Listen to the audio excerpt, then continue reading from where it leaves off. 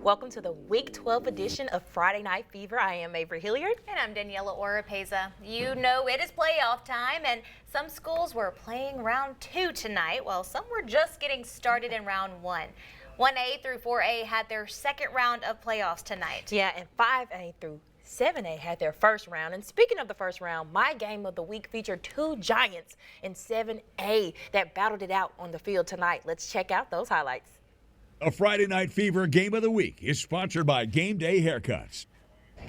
A big matchup happened tonight here in Tupelo on Renaissance Field. The Starkville Yellow Jackets took on the Tupelo Golden Wave in the first round of the 7A playoffs. This is round 4, though, for these two teams, meaning, of course, in the playoffs. The last time they met, Tupelo would get the win by 1 point. The final score was 35-34. Yeah, a nail-biter. Let's see who would win. And, of course, Tupelo had to have the fireworks out before the kickoff. First quarter, Yellow Jackets ball. They would get on the board first with a field goal made by number 95, Ja'Cory Gallegos. Score 3-0, Yellow Jackets. Plays later, Golden Wave ball. Number 3, Braylon Williams, hands off, but the Yellow Jackets swarm in to take down number 29, Kylan Bobo. Defense was ready. Still in the first, Golden Wave ball. Williams gets the ball, and he will make it all the way to the end zone. His teammate already knew it. Shout out his other teammates for blocking for him. Tupelo finally gets on the board, and the lights go on and off for a celebration. Their extra point was good. Score 7-3, Tupelo. Coming up second quarter, Yellow Jackets ball. Number 7, Torian Knox will dodge a hit, but he still gets hit on his way to the end zone.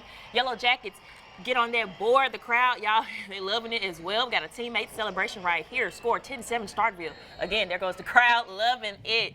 Yellow Jackets ball here. Number 2, Kingston Johnson hands off to Knox, who is thrown to the ground by number 5, Ja'Kylan Patton for Tupelo. Tupelo fans like that, as well as the cheerleaders. And you know what else? They like a win. And that is what Tupelo got this first round. Final score, Tupelo 28, Starkville 10. Round 2, here comes the Golden Wave. And round 2 of the 1A playoffs kicked off in Calhoun City tonight. Tupelo Christian Prep Eagles came in town to face the Wildcats.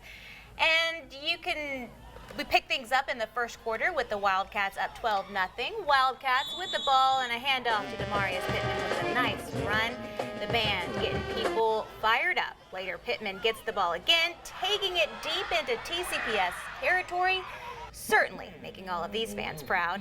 Harlan Pittman later had the ball, running it in for a score, and they went for 2. And they made it happen, 20-0 Calhoun City.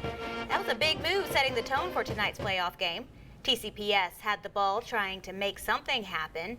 A nice pass from the quarterback, Drew Dickey, to Nathan Cornelison for a nice gain, but that drive stalled. Calhoun City took the ball in the second quarter. A nice run up the middle by Brian West, and then it was a trick play by the Wildcats. Unfortunately for them, this was called back on a holding call, but a nice run here by Jalen Jackson. The callback did not matter in the end. Calhoun City moves on to the next round of the playoffs to face LaFleur County. They won 53-14. Right here, the Aberdeen Bulldogs versus Boonville Blue Devils in second round of the playoffs at Tiger Stadium. Got some shaking hands right there. Aberdeen quarterback Kobe Payne looks to air it out to Gavin Pargo, who is pushed right here out of bounds by Kydon Smith. First and goal, Bulldogs. Y'all hear that crowd? Okay, he talking his stuff. Payne calls his own number from 2 yards out. Touchdown, Bulldogs. 2-point conversion's going to be good. 8-0 Bulldogs. Coming up, we're going to have Boonville quarterback Jack Sandlin rolling left, connects with Porter, tap for an 8-yard catch. Y'all hear that crowd? Blue Devils, crowd loving it. And then, of course, we got the cheerleaders right here. They like that play as well, cheering them on. Right here, Sandlin looks, flushed out of the pocket by Jamari Buchanan. Hits tap wide open in the end zone. Touchdown, Blue Devils. Extra point, no good. 8-6 Bulldogs. Cheerleaders right there for you. Then coming up, we're going to have Payne rolls right, fires to his favorite target, Gavin Pargo for the touchdown. Look at that. Give me that final. Aberdeen would win. Certainly, we don't have that score up. And here's some other final scores tonight. There was a big 4A rematch in Winston County. The New Albany Bulldogs taking on the Louisville Wildcats. This was Louisville's game the entire night. Louisville advances with 50, New Albany 22. It was a battle of the Warriors tonight in Tate County. Corinth facing off against Senatobia on their home turf. Corinth won with 14, Senatobia nothing. And the Vicksburg Gators were in Titletown taking on the West Point Green Wave. Final score from Clay County, West Point 42, Vicksburg 19.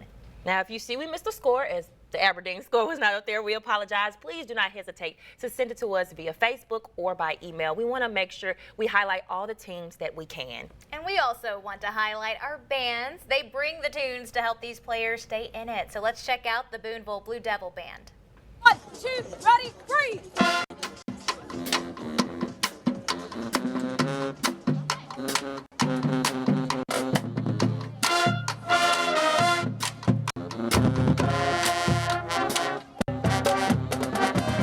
The Friday Night Fever Band of the Week is sponsored by Northeast Mississippi Community College.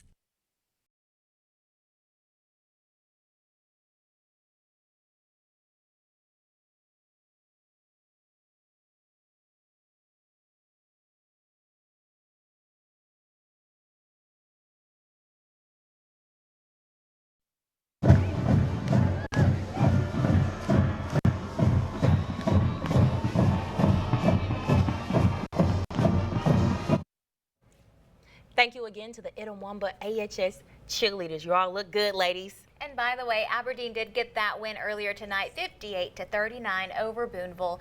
So let's get back to some highlights.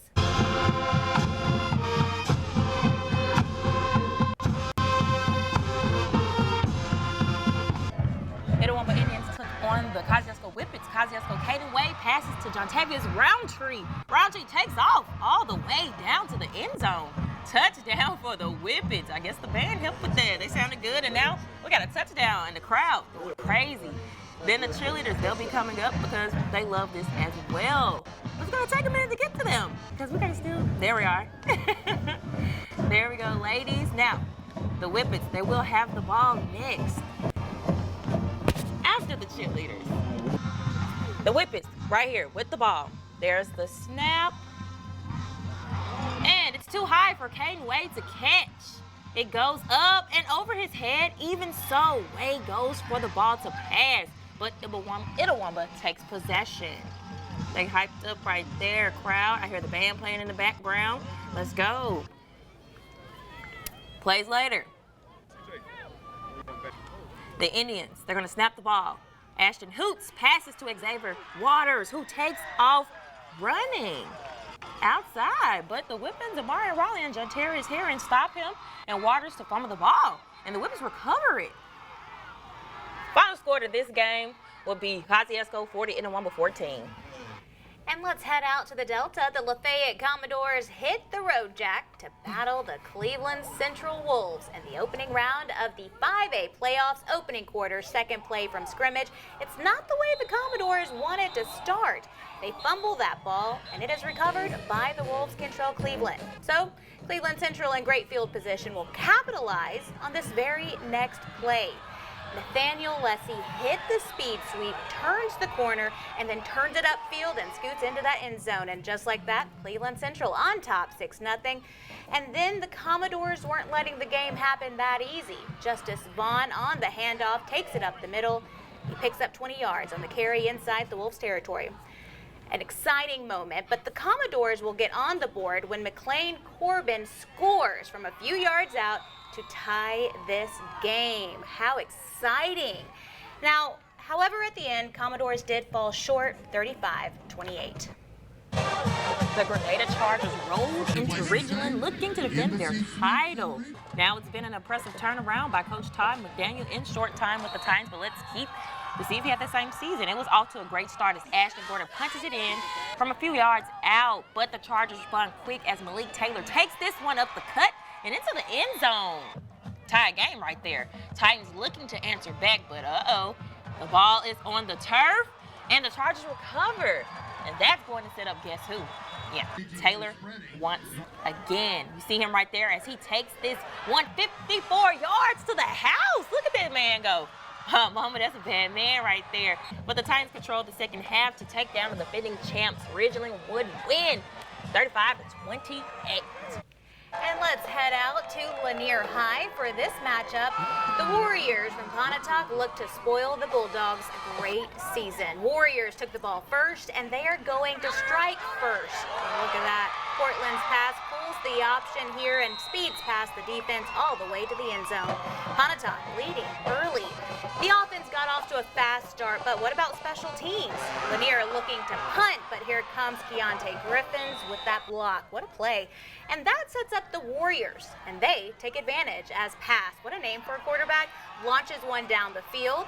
Landon McClown adjusts to the ball, making that catch, and walks into the end zone to extend the lead, and the Warriors didn't look back after that. Pontotoc defeats Lanier 27-0. Then a few other scores for tonight. The Okolona Chieftains were in Tippah County taking on the Faulkner Eagles. This was Okolona's game the entire night. Final score, Okolona 40, Faulkner 20. And switching to private school, the Parkland Academy Pioneers from Macomb were in Oktibbeha County tonight, taking on the Starkville Academy Volunteers. Parkland 26, Starkville Academy 0. And in Alabama, a different type of green wave was playing tonight. Gordo hosted the Colbert County Indians. Final score from Pickens County, Gordo 49, Colbert County 29.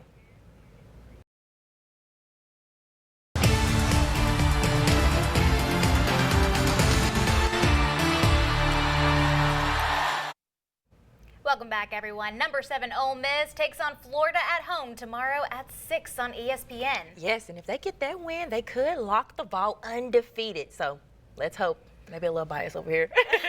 Then Mississippi State is on the road. They will take on Missouri after falling to the number 5 Georgia Bulldogs. It was a Bulldog fight at Davis Wade.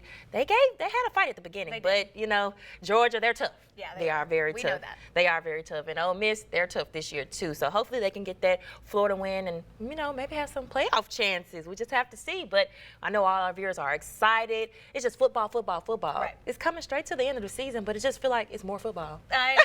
It really does seem like that. And Yes. that Egg Bowl is where it's at. It definitely is. I will be there early in the morning at 11 a.m. So if you see me, make sure you speak. Thank you so much for staying tuned in with us.